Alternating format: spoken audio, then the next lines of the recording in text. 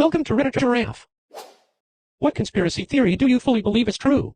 Netflix marketing team releases memes about shows to give off the appearance that everyone is watching said show. Since people have FOMO, they watch the shows to understand the memes until everyone eventually does watch it.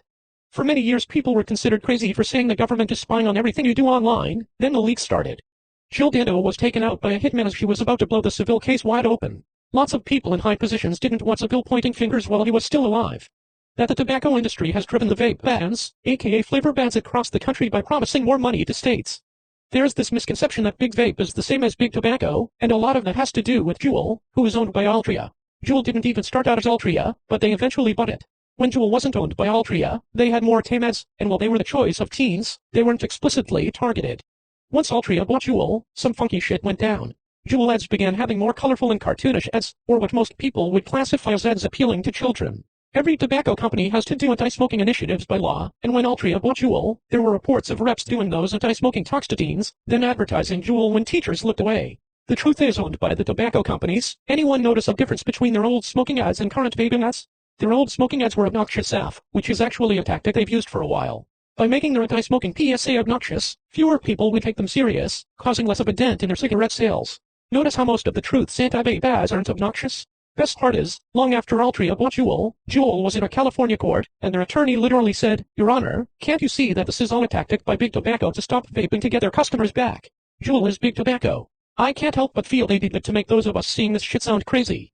In reality, many adult vapers actually use, or used since many states have made it so only pods are sellable, refillable tanks instead of pods. Most vapes you find in gas stations and pods found around are owned by tobacco companies, and there's a massive quality difference. Using a gas station vape or a pod feels no different to me than smoking, and I got respiratory infections like I did when smoking with them. On the other hand, most refillable liquids were made by small businesses, and many of those have zero interaction with tobacco. A lot of those get their nicotine from tomatoes and tea, not tobacco. So, Big Tobacco saw zero from small vape businesses. There's also a huge quality difference, in that I can feel my lungs healing from my years smoking with the small business, refillable juice, while the tobacco-owned pods make me feel like I'm reopening smoking wounds. The thing about the flavor ban is, a lot of us actually don't really care about flavors. Like, yeah, my coffee cheesecake is a nice bonus, but what I care more about is being able to breathe. Only the refillables do that for me. However, if there is no flavors, how can a business stay around?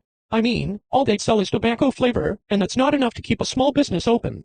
That's what's so ironic about the flavor bans. Everyone says it's to hurt Big Tobacco, but in reality it's just given them a monopoly again. Only Big Tobacco can afford to only sell tobacco-flavored products.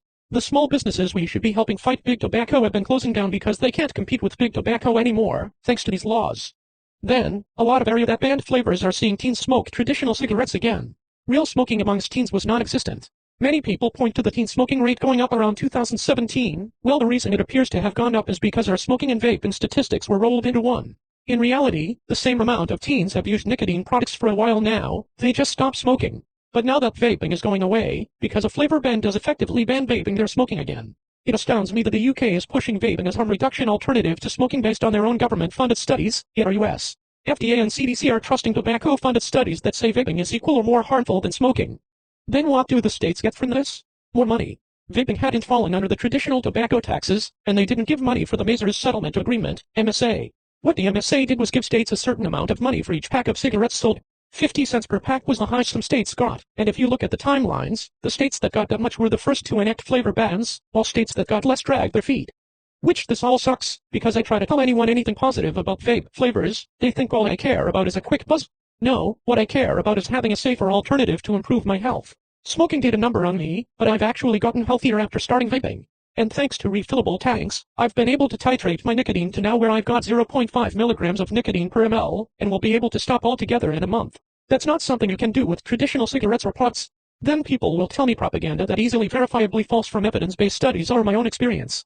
I mean, I've actually told doctor that with the flavor bans, if all I can get are pods, a part of me feels like smoking again since it won't make a difference, and it's hilarious to see them go from, vaping is worse than smoking, to, wait, no, smoking's so much worse, you shouldn't switch back. Most of all, what I don't understand is, smoking and vaping is 21 in the US now, like alcohol. Why does alcohol get to have flavors, but when vapes do it's considered too appealing to kids? How is flavored alcohol also not too appealing to kids? If 21 is good enough to allow alcohol flavors, why isn't it for vaping? The fight against flavor bans isn't about some fleeting pleasure, it's about being able to make more choices with our health, but then it takes away money from states and Big Tobacco. Huge investment banks and hedge funds effectively close out the retail investor from taking advantage of stock movements. Never mind, that has recently been proved to be true. The FBI murdered Fred Hampton,